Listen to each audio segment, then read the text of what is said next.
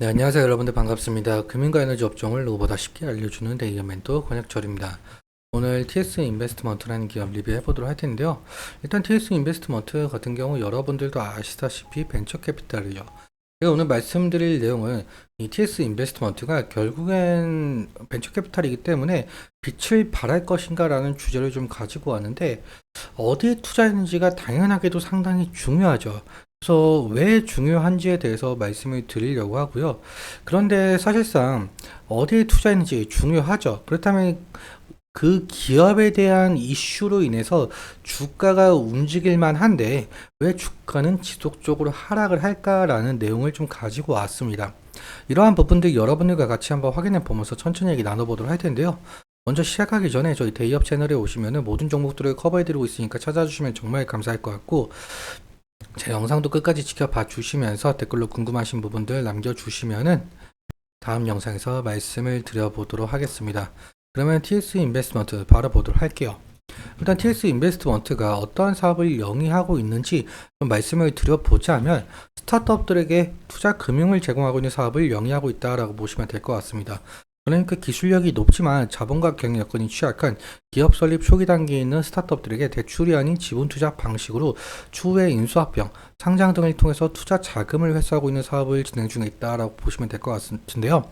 투자 방법에는 크게 두 가지 정도가 있습니다. 먼저 투자 조합의 경우에는 펀드를 생각하시면 이해가 정말 빠른데요. 먼저 개인, 기관, 정부, 그리고 중소기업 창업 투자회사, 여기서는 TS 인베스트먼트가 될 수가 있겠죠. 여기는 자금들을 모두 모아서 스타트업들에게 투자를 하는 것을 투자 조합이라고 말을 하고 있고요. 그리고 직접 투자 같은 경우 TS 인베스트먼트가 벤처기업에게 직접적으로 투자를 하는 것을 말하고 있습니다. 다음으로 넘어가서, 여러분들도 아시다시피 스타트업들은 경제적 자금이 상당히 부족한 상태여서 외부 투자 유치가 필수적인데요. 투자 유치는 한 번으로 끝나는 것이 아니라 여러 단계에 걸쳐서 시행이 되고 있다라고 보시면 될 것 같습니다. 먼저 시리즈 A의 경우에는 서비스를 오픈하기 위한 준비 단계에서 받는 투자이고요. 사실 그런데 이 구간까지 오지 못하는 스타트업들이 너무나 많아서 여기 있는 구간을 죽음의 계곡, 데스밸리라고 표현을 하고 있습니다. 그리고 시리즈 B의 경우에는 사업 확장을 하기 위해서 추가로 받는 투자 단계이고요. 시리즈 C부터는 스케일업을 가속하기 위한 단계로서 대부분 스타트업들은 시리즈 C 단계에서 외부 투자를 마무리 짓고 안정적인 수익 구조를 만들기 위해서 어떠한 노력들을 하게 되겠죠.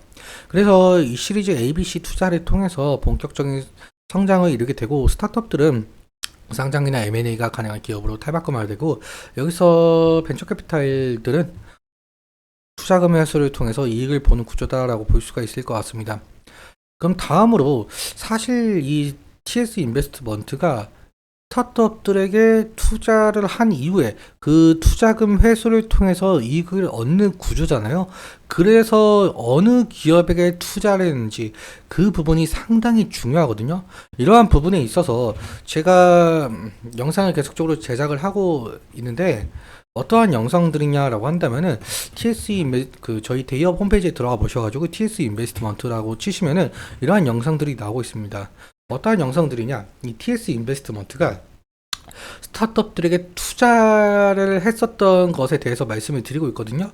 그러니까 어느 기업에게 투자를 했는지 좀 자세하게 말씀을 드리고 있어요. 그렇다 보니까 한 번쯤은 봐주시면 정말 도움이 될 거라고 생각을 해서 한 번쯤 보아주시면은 정말 감사할 것 같고요. 오늘 이 수급적인 측면 그리고 차트적인 측면에 대해서 말씀을 드려보려고 하는데요.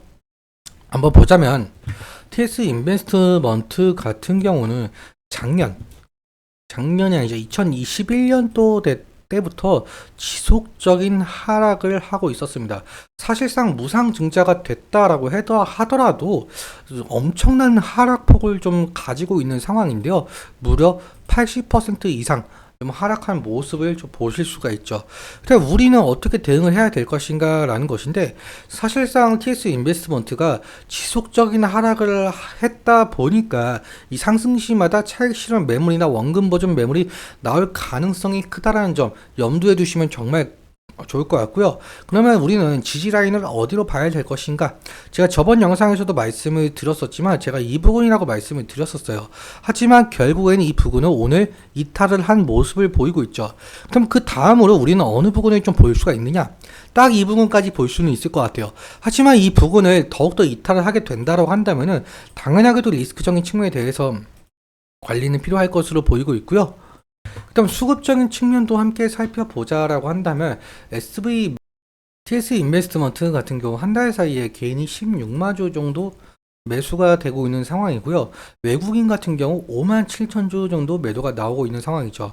기관 같은 경우 10만 주 정도 매도가 나오고 있는 상황인데 사실상 기관의 수급 동향을 좀 살펴보자라고 한다면 5월 31일 이후에는 어떠한 매수나 매도가 나오고 있지 않는 모습을 보여주고 있죠.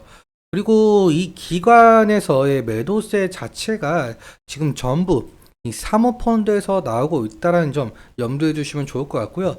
아무튼 이 외국인 같은 경우 지속적으로 지금 매도세가 나오고 있는 모습을 좀 보실 수가 있겠고, 이 외국인의 매도세가 지금 현재 개인이 다 받아주고 있다라고 볼 수가 있을 것 같습니다. 오늘 같은 흐름도 개인이 매수, 외국인이 매도를 하였는데요. 일단적으로 이 외국인의 매도세가 이제 점차 줄어들면서 매수세로 돌아가게 된다라고 한다면 그나마 TS 인베스트먼트 주가의 하방 압력이 어느 정도 줄어들 가능성이 높아 보이고 있죠. 그렇기 때문에 이 외국인의 수급 동향을 살펴보는 것이 중요 투자 포인트가 될 가능성이 높겠고요. 그리고 이 기관에서도 지금 매수와 매도가 전혀 보이지 않는 상황에서 만약에 조금이나마 매수가 들어온다라고 한다면은 어느 정도 주가에 긍정적인 영향을 끼칠 가능성이 높겠는데 지금 어느 관심조차 좀 보여주고 있지 않다라고 볼 수가 있을 것 같습니다. 그럼 좀 더 자세하게 살펴보자라고 한다면 TS 인베스트먼트 같은 경우는 지금 한 달 기준으로 해볼게요.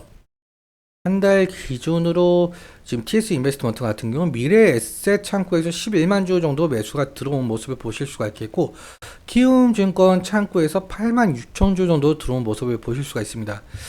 그리고 한국투자증권 6만 1,000주, 유진투자증권 2만 주, 이렇게 1위부터 5위 이런 부분을 좀 살펴봤는데 여기 보시면은 지금 외국계 창구가 하나도 없는 부분이죠. 당연히도 외국계 창구는 계속적으로 매도가 되고 있는 상황이기 때문에 이러한 부분에 대해서 순위가 안 나오고 있는 것을 확인할 수가 있습니다. 아무튼 미래세 창구에서의 매수세가 상당 부분 강하다 보니까 만약에 이 미래세 창구에서 매도가 나온다라고 한다면은 주가에 안 좋은 영향을 끼칠 가능성이 높으니까 이 부분 잘 살펴보시는 것이 중요 투자 포인트가 될 가능성이 높을 것 같습니다. 오늘은 여기까지 말씀을 드려보면서 오늘 내용 여러분들께 도움이 되셨다면 구독과 좋아요 부탁드리고, 그리고 오늘 말씀드린 내용과 차트적인 부분에 대해서는 제 개인적인 견해가 많이 강하다 보니까 여러분들의 주관적인 견해와 함께 투자를 현명한 선택하셨으면 좋겠습니다. 오늘도 시청해주셔서 감사하고 지금까지 멘토 권혁철이었습니다. 감사합니다.